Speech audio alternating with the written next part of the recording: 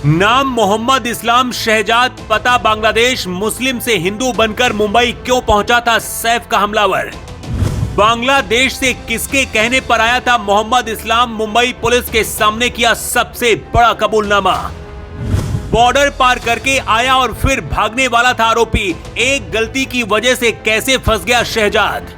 बांग्लादेश से मोहम्मद इस्लाम को सैफ के घर किसने भेजा? क्या थी दुश्मनी जिसका बदला लेने के लिए ऐसी घटना को अंजाम दिया गया? मुंबई पुलिस ने मोहम्मद इस्लाम से पूछा तो हर सवाल का ऐसा जवाब दिया है जिसे सुनकर मुंबई पुलिस, खुफिया एजेंसियां और महाराष्ट्र की देवेंद्र फडणवीस सरकार भी हिल गई है। जिसे हर कोई विजय दास समझ रहा था, असल में वो मोहम्मद शरीफुल इस्लाम शहजाद निकला। लेकिन सैफ के घर में हमला क्यों किया, क्या करने गया था? शहजाद का हर एक खुलासा चौंकाने वाला है। मुंबई पुलिस को इस बात का सबूत मिला है कि सैफ पर हमला करने वाला आरोपी बांग्लादेशी है।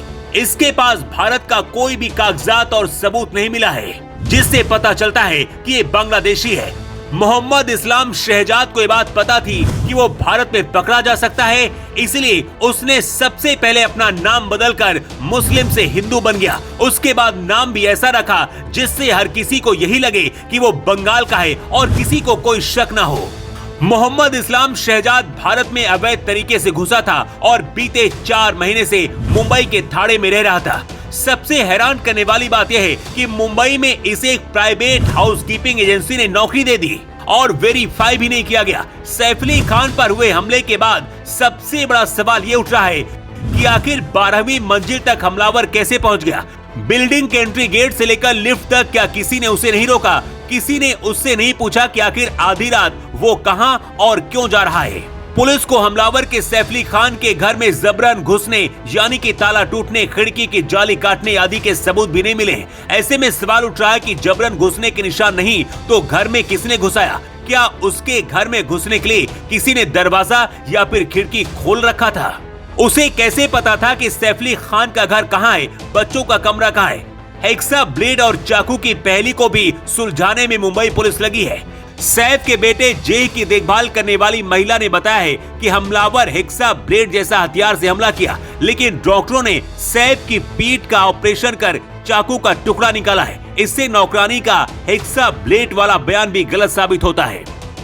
मुंबई पुलिस के डीसीपी क्राइम ब्रांच ने बताया है कि मोहम्मद इस्लाम शहजाद भारतीय नहीं है। भारत से उसका कोई रिश्ता नहीं है और न ही उसका कोई यहाँ पर रिश्तेदार है। बताया जा रहा है कि आरोपी शहजाद ने अपना जुर्म कबूल कर लिया है। इसके साथ ही उसने कई सारी बातें बताई है जिसकी वजह से भारतीय खुफिया एजेंसियां भी अलर्ट हैं। आखिर कौन है वो जो बांग्लादेश में बैठकर सैफ अली खान को रास्ते से हटाना चाहता है और किसके कहने पर शहजाद भारत आया था?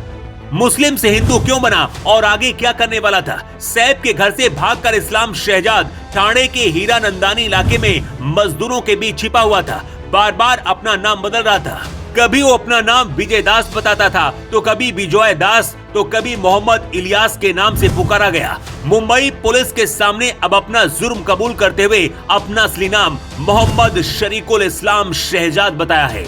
बांग्लादेश का इस वक्त जो हाल है उसकी वजह वहाँ की कट्टरता है, क्योंकि कट्टरपंथी मेहनत नहीं बल्कि छीन कर लेने में यकीन रखते हैं। कुछ दिन पहले सैफ अली खान पीएम मोदी से भी जाकर मिले थे। उस दौरान भी कट्टरपंथियों को ये बात पसंद नहीं आई थी।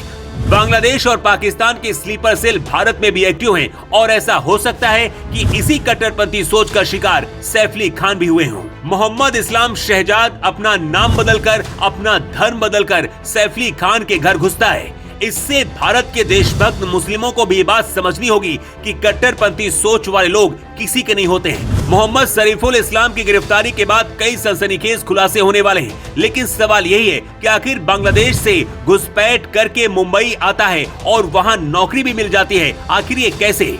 इसके पीछे काम करने वाले सिंडिकेट का भी अब खुलासा होगा कि आगे अभी और कितने लोग टारगेट में हैं। Bureau report.